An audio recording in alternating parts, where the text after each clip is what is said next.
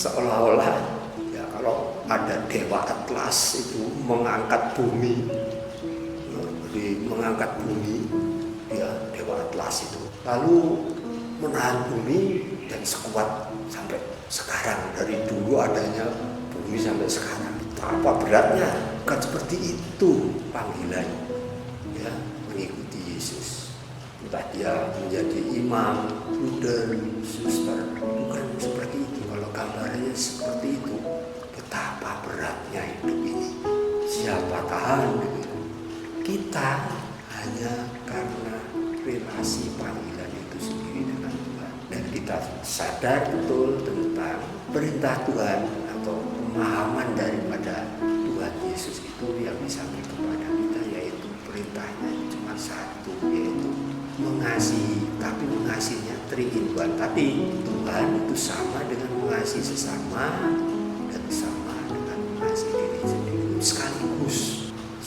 Jadi dia bukan lalu mencintai Tuhan lalu kamu disiksa dalam hidupmu, tidak.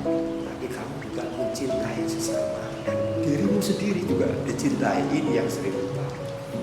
Banyak orang tidak mencintai dirinya sendiri dengan akibat memang bisa bermacam-macam yang terjadi pada dirinya. Karena bayangkan kalau orang sudah tidak mencintai dirinya sendiri, apa yang terjadi? Ya. Tetapi kita harus 3 in 1 tadi. Kalau mencintai dirinya sendiri itu harus sekaligus bagaimana sadar mencintai sesama dan juga mencintai Tuhan. Kalau sudah seperti ini, pertanyaan ini itu tidak cukup pas lagi. Oleh karena itu sampai ada orang demikian bisa menjalankan panggilan ini dengan sampai akhir hidupnya membaktikan hidupnya kepada Tuhan Yesus yang diikutinya. Itu karena pandangan imannya ini harus benar. Saya sebagai bruder itu memang hidup selibat, tidak menikah. Tetapi saya bisa juga selain bergaul dengan bapak-bapak, pemuda-pemuda, anak-anak, laki-laki atau perempuan, saya juga bisa bergaul dengan dalam batas sebagai bruder dengan para mahasiswi, anak-anak remaja, putri, dan juga dengan ibu-ibu, ya. Bahkan juga dengan saya sudah tua seperti ini, ya. Tapi sejak saya belum tua ini, itu dengan nenek-nenek juga bisa, kakek-kakek, ya. Seperti Yesus, kita belajar dengan semua orang, kita latih, kita belajar dengan mohon selalu rahmat Tuhan. Tuhan beri hamba-Mu ini, ya, rahmat untuk bisa melaksanakan. Karena kalau tidak bisa berkontak dengan orang, bagaimana? Ini salah satu uji. Orang kalau sudah merasa kesepian itu karena tidak bisa berkontak dengan orang, dan saya tidak merasa seperti itu. Karena apa? Selalu bisa berkontak dengan orang, tetapi tidak pilih-pilih. Itu persoalannya. Siapa yang diutus Tuhan atau saya diutus Tuhan? Apa hari ini bertemu dengan dia, ya dia kita bisa berjumpa, ya. Coba mengasihi juga, melayaninya bila perlu. Kadang-kadang kalau saya sakit, saya juga yang dilayani, ya. Atau saya tidak berdaya dalam urusan itu, saya yang ditolong. Saya dicintai, mereka mencintai saya juga. Jadi di sini bukan kita yang hebat, tetapi di dalam Tuhan. Kita adalah seluruhnya ciptaan Tuhan. Siapapun. Begitu. Terima kasih.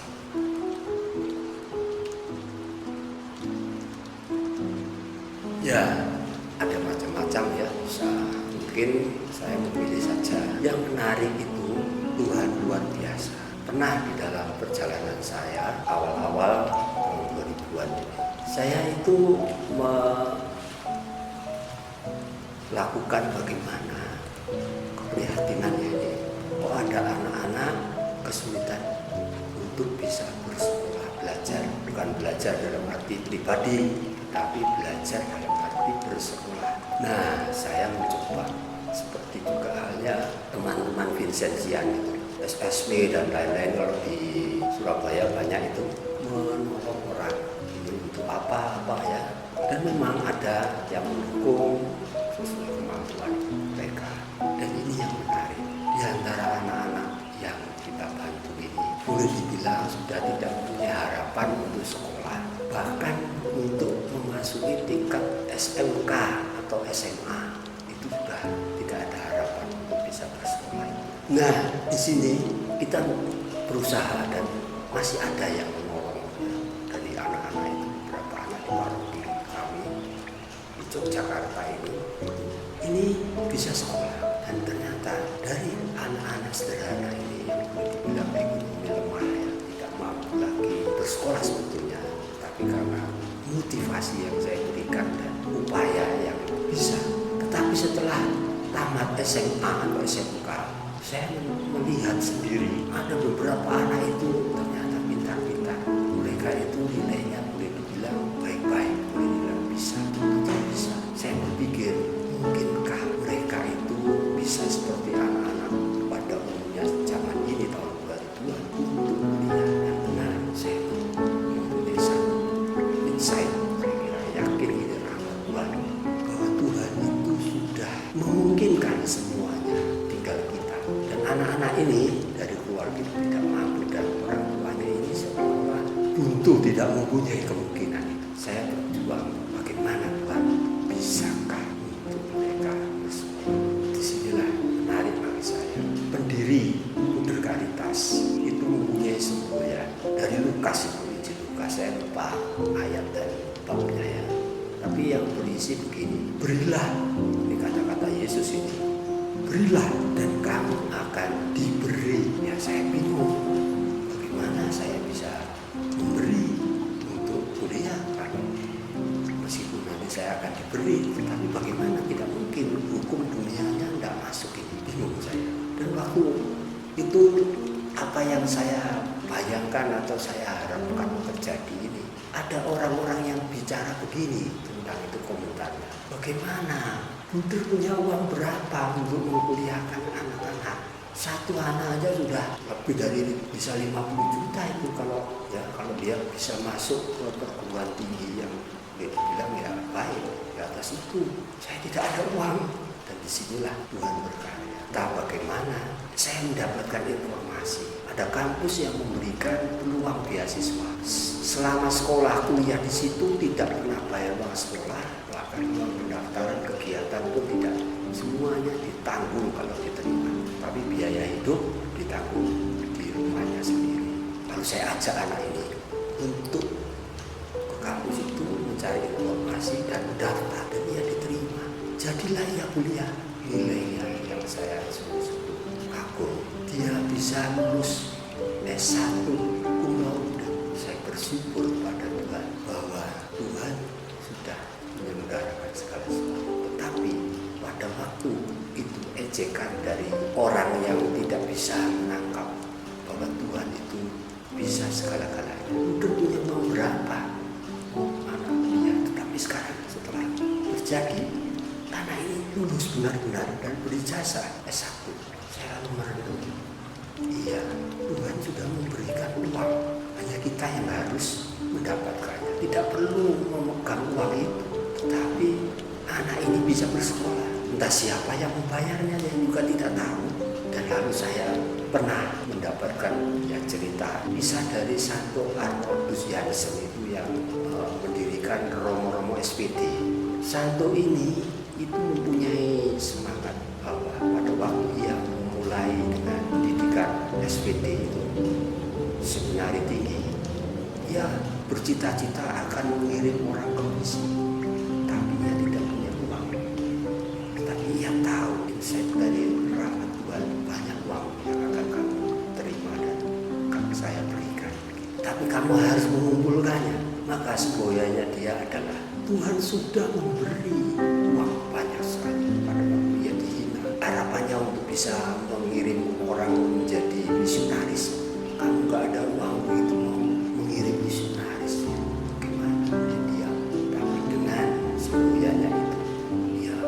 bisa mendirikan banyak seminar. Dan sekarang SPD itu sudah sampai di Indonesia juga sudah lama. Sampai hari ini tetap mengirim dari Indonesia. Tuhan memberi kita mengumpulkannya. Ada di kantong banyak orang. Kalau Tuhan mau menjadikan mereka ikhlas berbagi, mengasihi dengan berbagi. Ya, seperti bahasa sedikit-sedikit menjadi bukit, ini luar biasa bukitnya. Dan luar biasa juga beberapa anak juga akhirnya bisa.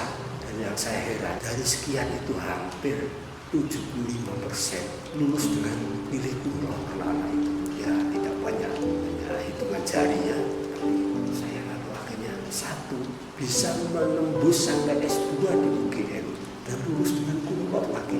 Dan yang satu ini yang tadi ditanyakan, apa yang sungguh membuat saya itu kagum dengan karya Tuhan. Sudah menjadi ilmuwan muda di LIPI, Lembaga Ilmu Pengetahuan Indonesia. Jadi dia pekerjaannya adalah penelitian terus menerus di sana. Kalau diperlukan ya mungkin studi lanjut lagi S3. Saya tidak tahu lagi sekarang. Jadi inilah sedikit pengalaman yang bisa saya sampaikan. Terima kasih.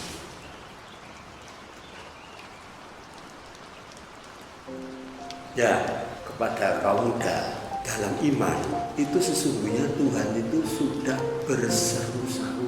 Memang berseru-serunya ini lain, tidak pakai mikrofon ya. Mungkin juga bisa kalau ada orang yang menjadikan kepanjangan tangan Tuhan, dia menggunakan mikrofon lalu berseru ya, atau aksi panggilan itu juga kadang-kadang menyerukan ya. Mungkin kamu dipanggil menjadi imam, mungkin kamu dipanggil menjadi suster, mungkin kamu dipanggil menjadi bruder. Tidak dengan suara.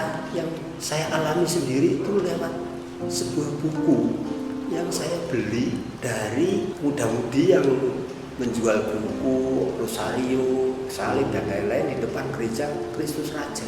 Itu ada tertulis mungkin kamu dipanggil menjadi bruder. Selain di situ juga disebut mungkin kamu dipanggil menjadi imam.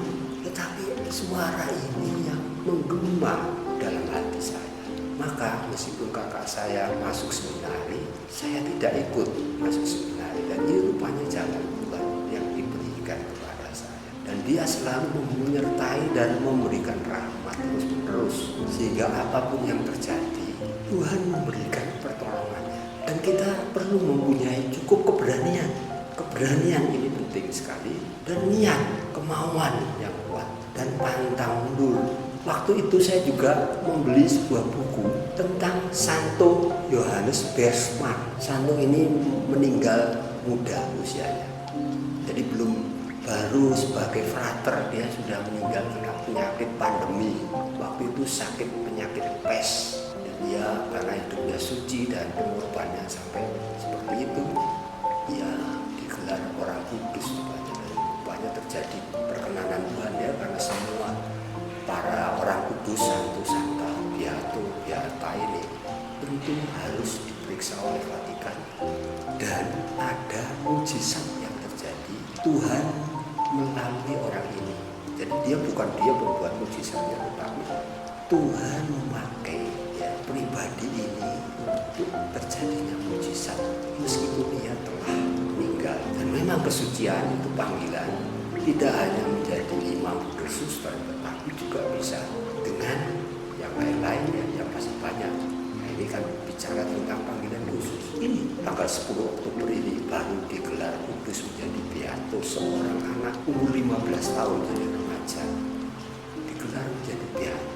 Padahal dia itu meninggal tahun 2004. Bernama Carlo Acutis dari Italia itu. Dia pandai memprogram komputer dan dia masih ada websitenya sampai sekarang. Bisa dilihat dalam bahasa-bahasa juga, tapi tidak ada mungkin bahasa Indonesia ya websitenya itu. Dia mempunyai difusi yang kuat anak ini, anak remaja ini, dan hidupnya baik ya. Bisa jadi kalau dia hidup lebih panjang ya siapa tahu dia menjadi bruder atau dia menjadi imam ya. Tapi ya kena kanker darah dan terjadi terjadi mujizat. Itu karya Tuhan melalui pribadi. Dan pada waktu kuburnya digali, itu salah satu syaratnya.